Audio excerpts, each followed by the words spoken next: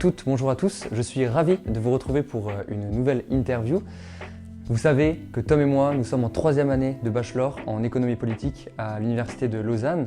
Comme l'a récemment dit le doyen des HEC, l'économie et le management doivent ouvrir la voie à une ère plus durable et responsable. Ce sont des valeurs qui nous tiennent à cœur et c'est la raison pour laquelle aujourd'hui, nous allons consacrer cette interview à l'économie de l'environnement.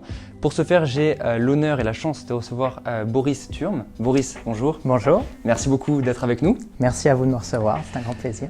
Vous êtes docteur en économie de l'environnement à l'EPFL. Vous avez fait votre thèse sur la diversité des préférences morales.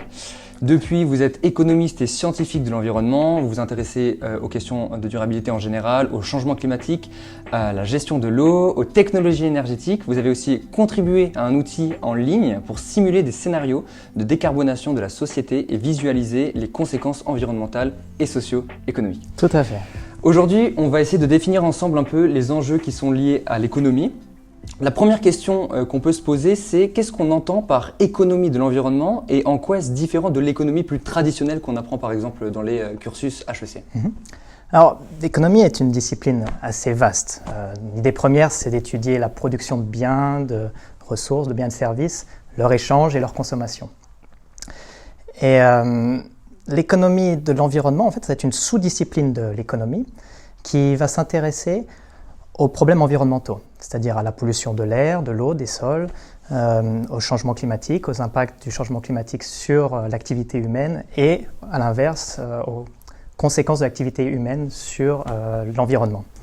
Et l'idée, donc, ça va être de trouver quels instruments peut-on développer, quels instruments économiques, comme des taxes ou des marchés de permis, pour remédier à ces problèmes environnementaux. Merci beaucoup pour cette réponse d'une question que je trouve assez importante. Une autre question assez importante, c'est le système dans lequel on vit, le système économique. Est-ce qu'il faut le fragiliser pour y inclure cette dimension de l'environnement? Alors, c'est vrai qu'on a souvent cette perception que protéger l'environnement et sécuriser notre système économique sont deux objectifs opposés.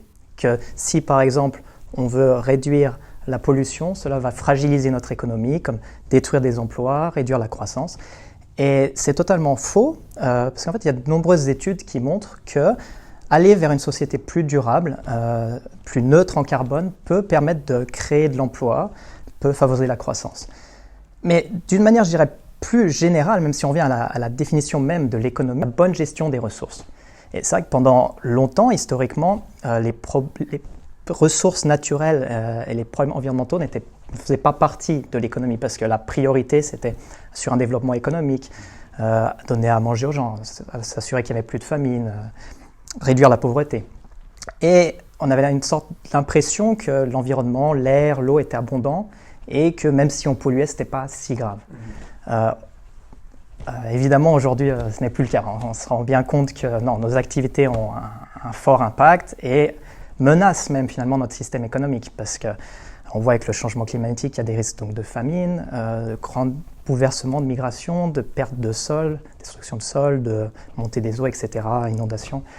Et toutes ces conséquences néfastes menacent notre système économique. Donc, c'est pour ça que économie et environnement sont finalement deux objectifs qui, selon moi en tout cas, sont concurrents et vont main dans la main. Et c'est une vision qui en fait rejoint celle d'une autre branche de l'économie qui est l'économie écologique. Et pour l'économie écologique, la société humaine et le système économique font partie d'un tout qui est l'écosystème Terre. Donc c'est vraiment, tout est lié les uns avec les autres. Donc en fait, il existe deux visions des choses, une économie de l'environnement et une économie écologique. Quelles sont les différences? Tout à fait, c'est vraiment deux visions, on va dire, deux idéologies différentes dans un sens.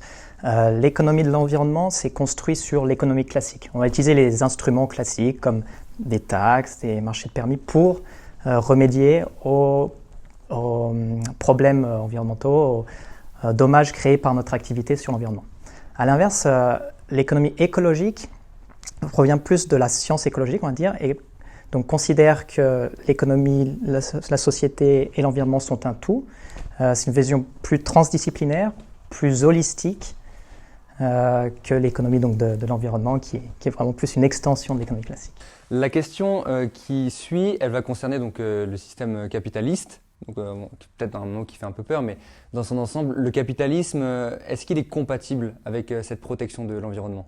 C'est très juste que capitaliste, c'est un mot qui fait peur parce qu'il y a tellement de visions de ce qu'est le capitalisme et surtout d'applications en fait, dans différents pays du système capitaliste que c'est du coup difficile de répondre à la question est-ce que capitalisme et environnement sont compatibles avant de savoir de quel type de capitalisme on parle. Alors, de base, le capitalisme, c'est l'idée de la propriété privée des moyens de production. C'est-à-dire que l'État va essayer d'intervenir le moins possible et on va faire confiance entre guillemets au marché. Les individus, la somme des intérêts ou la poursuite des intérêts individuels va permettre d'avoir un intérêt collectif, ce qui est la main invisible d'Adam Smith. Alors, la vision, on dirait, la plus extrême du capitalisme, c'est vraiment le laisser-faire. C'est-à-dire qu'il n'y aura pas de régulation. Et pour l'environnement, clairement, ça ne peut pas marcher parce que les pollutions, les dommages que l'on fait à l'environnement ne sont pas inclus dans un marché. C'est pour ça que la vision de l'économie de l'environnement, c'est d'essayer d'internaliser ce qu'on appelle ces externalités. Donner un prix, si on veut, à la pollution, par exemple. Et donc, ces instruments comme mettre des taxes sur la pollution ou des marchés de permis, mettre un quota aux émissions et puis échanger les permis, ont, dans une certaine mesure, fait leurs preuves. On peut penser par exemple aux États-Unis pour résoudre le problème de la pollution de l'air et des pluies acides, notamment dues aux centrales à charbon, a été mis en place un système de marché de permis et qui a été relativement efficace, on va dire. Alors, par contre, pour le changement climatique, c'est beaucoup plus complexe pour différentes raisons. L'une d'elles, c'est que les sources de pollution sont assez diffuses, sont localisées et très nombreuses. C'est-à-dire, par exemple, une voiture va émettre des émissions, une grande centrale à charbon ou à gaz va émettre du gaz à effet de serre. La manière dont on gère les sols, utilise les sols, va changer le bilan carbone, etc. Donc, il y a beaucoup de sources. Et du coup, c'est difficile de contrôler chacune de ces sources. Il faut beaucoup d'instruments différents. Et surtout, c'est un problème global, donc qui nécessite une coopération à l'échelle internationale, ce qui est pour l'instant assez compliqué, même s'il y a des progrès qui sont faits. Il y a surtout un autre problème, c'est que la vision, on va dire, classique du capitalisme dit vert, c'est qu'on n'aura pas besoin de changer nos modes de vie et grâce aux nouvelles technologies, des technologies plus propres vont remplacer les technologies polluantes et on pourra continuer à croître infiniment. Le problème de cette approche, de cette logique, du entre guillemets toujours plus, c'est que chaque technologie a des besoins en matériaux et en minéraux. Et il y a des études, notamment le calculateur EUCalc. Donc d'ailleurs, les personnes qui nous regardent peuvent aller simuler leur scénario et voir ce que je suis en train de dire. Donc des scénarios qui nous permettent d'atteindre nos objectifs de bilan neutre en émissions carbone en 2050 en Europe, avec des technologies plus propres.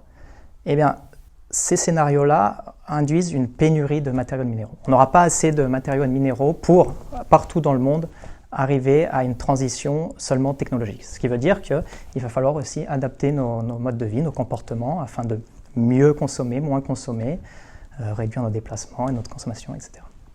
Oui, c'est intéressant, c'est une notion qu'on avait abordée dans notre épisode 0 avec Dominique Bourg, qui nous parlait justement de cette notion de découplage qui était un peu difficile, c'est-à-dire de découpler la croissance du PIB avec les flux de matière. En fait, malheureusement, les deux vont un peu de pair et c'est un peu cette notion-là qui est traitée là. D'accord. On va continuer sur notre quatrième réelle question de cette interview concernant la décroissance. C'est un mot qu'on entend beaucoup, on ne sait pas trop quoi en penser. Est-ce que c'est un mythe? Est-ce que ça devrait être une nécessité? On parle aussi parfois de croissance verte. On est un peu perdu avec tous ces termes. Est-ce que tu peux nous éclairer un peu?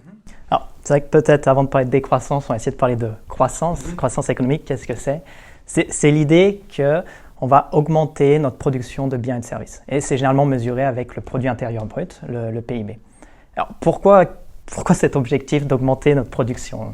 Eh bien, en fait, la raison, c'est qu'il y a une forte corrélation entre le PIB et l'augmentation du niveau de vie. L'idée, c'est qu'en fait, on va augmenter nos richesses, on aura un plus gros gâteau qu'ensuite on pourra allouer à l'éducation, la santé, etc. Et donc, ça aura augmenté nos conditions de vie. Le souci, c'est qu'il y a aussi une forte corrélation entre la croissance du PIB et nos émissions de gaz à effet de serre, le besoin d'énergie, les besoins en ressources minérales, par exemple. Et donc, l'idée d'une croissance verte, ça va être de réussir à découpler, comme mentionné dans le premier podcast, de découpler donc la croissance économique et nos émissions, la pollution qu'engendrent nos émissions. Et c'est possible dans une certaine mesure, parce qu'effectivement, il existe des technologies plus propres qui émettent moins. On parle beaucoup de digitalisation de l'économie, par exemple. Et puis, on peut aussi, dans une certaine mesure, compenser nos impacts, par exemple, par rapport aux émissions de gaz à effet de serre, en ayant une meilleure gestion des sols, en reboisant, en utilisant de l'agroécologie, qui vont donc descendre des puits de carbone et donc vont compenser un peu nos émissions. Alors, c'est possible dans une certaine mesure. Par contre, tant qu'on continuera à croître, il faut se souvenir qu'on est dans une planète, un système fermé. Et donc, on a toujours une contrainte sur les matériaux et les minéraux et aussi sur l'énergie qu'on soit. C'est-à-dire que pour avoir une croissance vraiment verte, il faudrait que toute l'énergie soit renouvelable et que en tout cas la grande majorité des produits et biens qu'on utilise soient produits avec des matières biodégradables pour pouvoir repousser, donc du bois ou des céréales par exemple. Et si ce n'est pas le cas, avoir entre guillemets 100% de réutilisation des matériaux et des minéraux. Et c'est en tout cas pour l'instant, on est très loin de ce paradigme de société. C'est notamment, si je ne me trompe pas, un pays comme le Bhoutan qui avait essayé d'introduire des nouveaux indicateurs pour la croissance, etc. Est-ce que c'est une bonne manière pour essayer de changer les choses, de changer les indicateurs auxquels on doit se référer dans un pays? Je pense que c'est très important effectivement parce que justement nos décisions doivent se baser sur des faits, en tout cas on utilise des indicateurs. Et pour l'instant on utilise beaucoup donc, le produit intérieur brut, PIB, qui est quand même un mauvais indicateur de développement pour différentes raisons qu'on ne va pas détailler ici. Effectivement, donc le Bhoutan a mis en place, je crois que ça s'appelle le bonheur national brut, et donc pour mieux prendre en compte d'autres aspects et pas seulement on va dire économiques. Et il y a différentes initiatives qui sont mises en place en ce moment par la Commission européenne, notamment les Nations Unies, pour arriver pour inclure entre guillemets l'environnement dans le PIB, c'est-à-dire étendre la notion de PIB au capital naturel, ce qu'on appelle. Et donc certains sont entre guillemets opposés à cette logique parce que ça voudrait dire de mettre un prix sur l'environnement, mettre un prix sur les services donnés par l'environnement, ce qui est d'une part très compliqué et en plus, on va dire, une mauvaise représentation. On va dire, ça donne comme un droit à polluer si on paye le prix. C'est donc la version faible du développement durable dont vous parliez dans la première vidéo. Néanmoins, le souci actuel, c'est que, par exemple, la biodiversité ou toutes les ressources naturelles ne sont pas forcément prises en compte dans ces décisions. Et quand on va prendre une décision, on va avoir besoin, si ce n'est pas un indicateur agrégé, de différents indicateurs et dans tous les cas, on devra comparer à quel point on value la croissance économique, la protection de l'environnement ou d'autres indicateurs.